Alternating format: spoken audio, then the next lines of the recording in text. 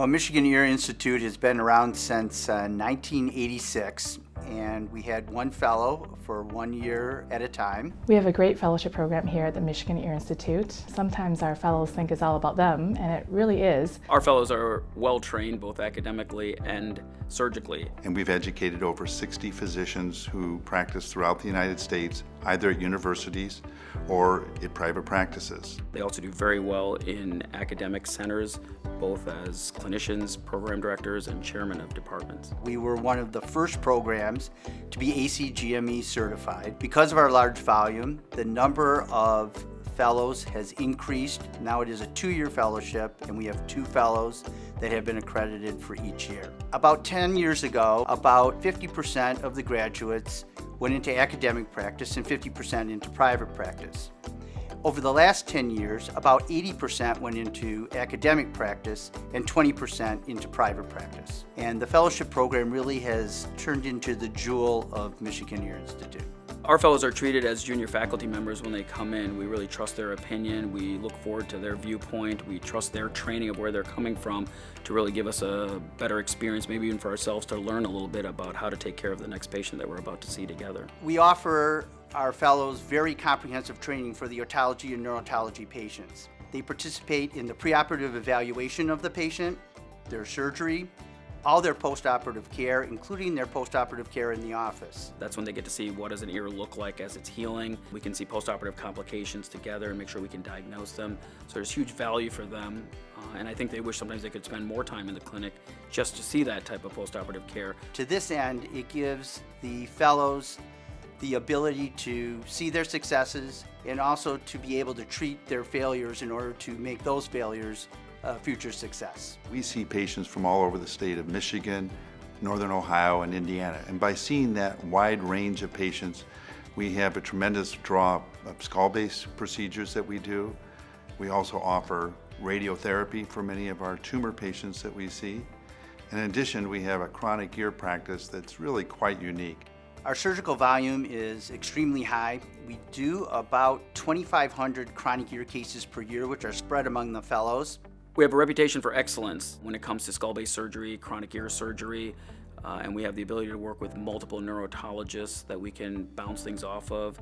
We get multiple viewpoints on, and that really adds on to the experience that you have here. One of the best aspects of the surgical experience at Michigan Ear Institute is that you get to work with so many different attendings. By doing so, you gain such a broad experience of ways to accomplish the same task.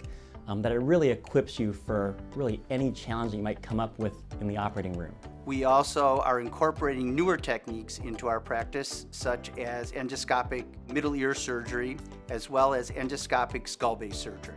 A typical week for a fellow here has a great variety of cases that they're seeing. We've called this the Disneyland of otology for many, many years. So on any one day, we can be doing a chronic ear surgery followed by a skull-based tumor and end the day by repairing a superior canal dehiscence. And meanwhile, in the other room, an acoustic tumor is being taken out through a translabyrinthine approach. That is great volume and variety.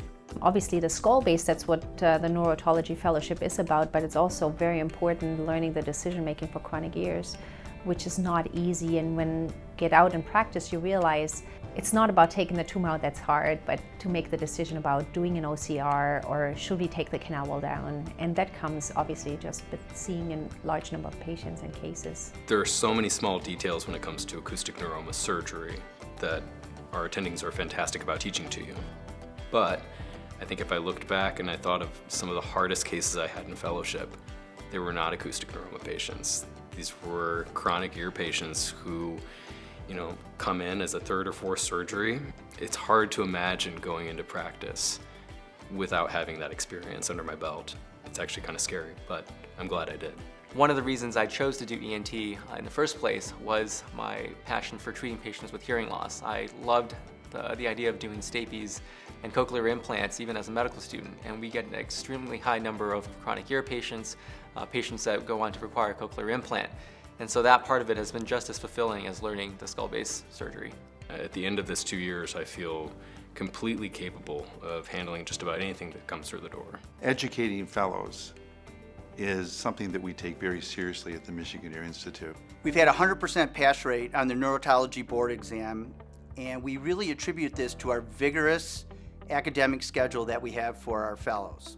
Our conferences include a skull-based conference, which is a multidisciplinary conference with our neurosurgery colleagues, a journal club, as well as neuroradiology conference, research conference, and audiology conferences. I think that our most valuable didactic component is our neuroradiology conference, and it turns into a freewheeling conversation among our clinicians about not just the radiology, but also the clinical aspects of treatment based on the radiology. The thing that I look forward to the most in our didactics is Journal Club.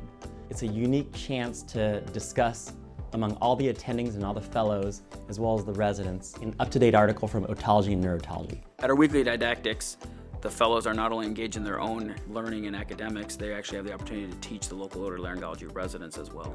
Our state-of-the-art temporal bone lab allows both attendings and fellows to partner with industry to perform new techniques and to evaluate new surgical equipment.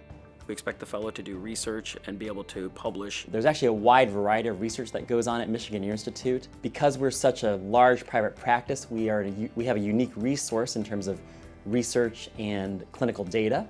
So it's very easy to generate large amounts of clinical data very, very quickly. Most fellows come out with 3 to 4 publications during their fellowship, along with several book chapters authored with our attending physicians.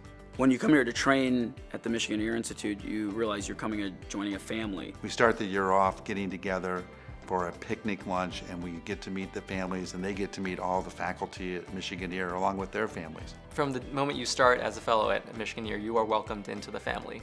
Dr. Bourgeois and his wife will literally invite you into his home for every holiday.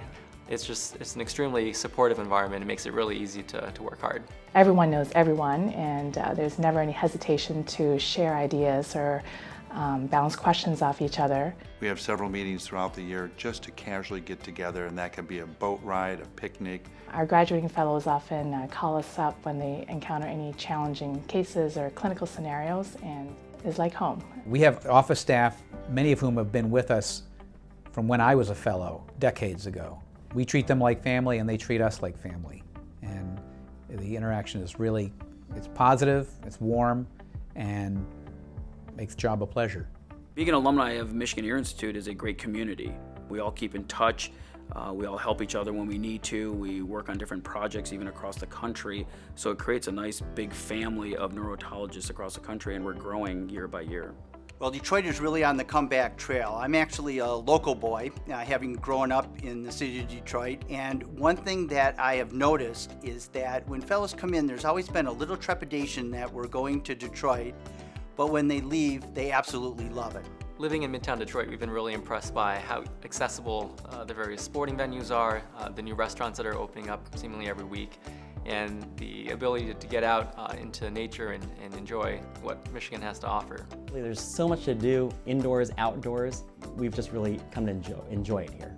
We have wonderful theaters, the Symphony Orchestra, the Opera House, the Detroit Institute of Art, Henry Ford Museum. You can explore each weekend another part of Metro Detroit. It is fantastic for families. We have some of the best school systems in the country right in our area where our offices are located.